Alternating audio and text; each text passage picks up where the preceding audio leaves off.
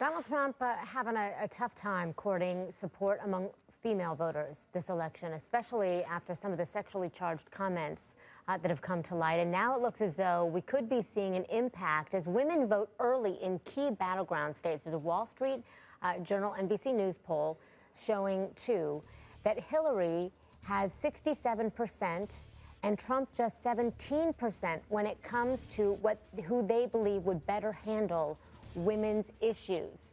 But I want to bring in Jennifer Lim, founder of Republican Women for Hillary, and Amy Kremer, co-chair of Women Vote Trump. Thank you, ladies, for both of you being with us. We are seeing an uptick in early voting for females in North Carolina, in Florida, in Georgia. These are pivotal states for both of these candidates. Amy, I want to start with you because there are a lot of women, I'm sure, who are out here watching, and they don't like Hillary Clinton, but they don't like Donald Trump either. How do you, as a Republican, reconcile what he has said about women in order to cast your vote for him?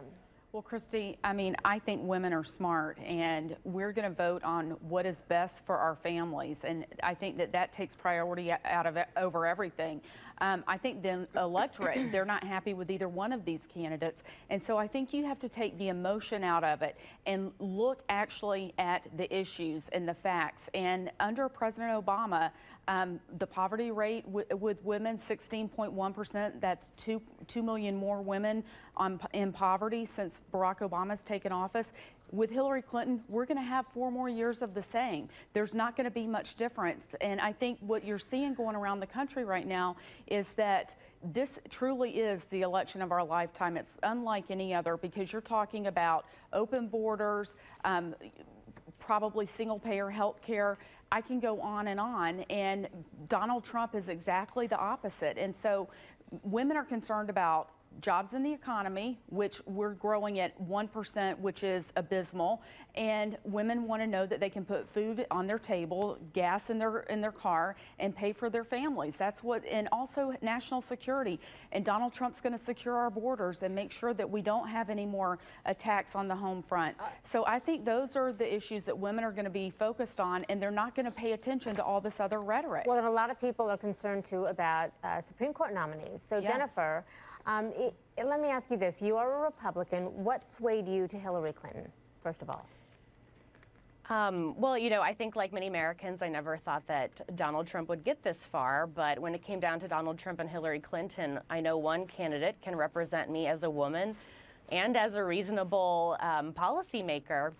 And Donald Trump has shown over and over again that he thinks of me as a second-class citizen, and he can't represent me. And, you know, I'm going to agree with Amy that women are smart, and they're going to show what they think about this election when they go to the polls. So, Jennifer, is it safe to say, as a Republican, that if it was anybody other than Donald Trump on the ticket, you would not be voting for Hillary Clinton? Well, you know, I was a big fan of Jeb Bush early on. I could have voted for Marco Rubio, any of the reasonable Republican candidates. So, you know, I would be voting for them this election. But, you know, given the choice between Donald Trump and Hillary Clinton, the choice is clear for me as a Republican and as an American. Is in this article in Politico, they're showing, when we talk about early voting, in North Carolina alone, 87,000 Democratic women have already moved to cast early ballots, compared with just 60,000 Republican women, 87,000 Democratic women to 60,000 Republican women. In Florida, 55% of the 880,000 people who voted as of the end of the day Wednesday are women. This is a huge electorate, a huge chunk of the electorate. Amy, do you get the feeling that Donald Trump has unintentionally sabotaged his own campaign? Actually, Christi, I don't. I mean, you know, he's made mistakes. He's a human being, and that's to be expected. I mean, both of them are human beings.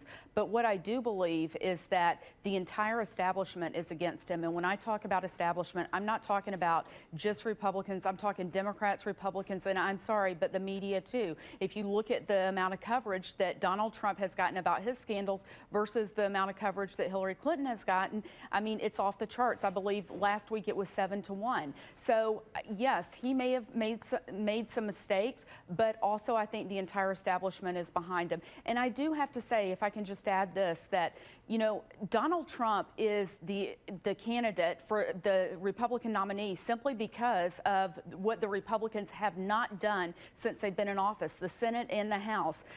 So if you want to look at somebody to blame, look at the Republicans that are in office. And when they say, we have to stop Hillary Clinton, you have to make sure that we hold the Senate and the House. What, are they going to stop Hillary Clinton just like they did Barack Obama and kept him in check? I don't think so. And I think that's really one of the reasons why that people need to look at this election and take the emotion out of it and look at the issues. I think it's more important than ever.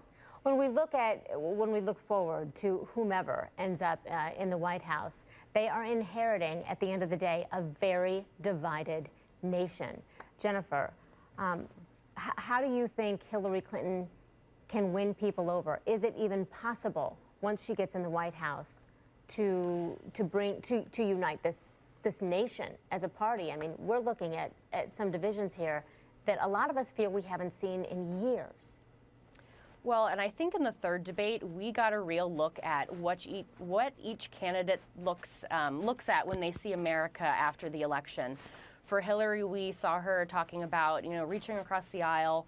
You know, she's running for all Americans, even if they don't support her.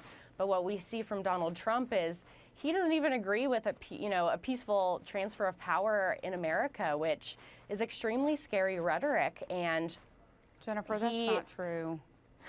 Well, Amy, I think I would disagree with that, because you can see in the third debate, all he's talking about is these, you know, points of fear, and he's trying to stoke fear and throw doubt on the election process. And those are really scary things. And that was the big takeaway from the third debate. And those are two different Americas. And I don't think any of us want to live in Donald Trump's America. Well, we know that, again, that women are coming out in really large numbers before November 8th. Jennifer Lim, Amy Kremer, thank you so much for the conversation. Thank you. Good to talk to you this morning. Thank you.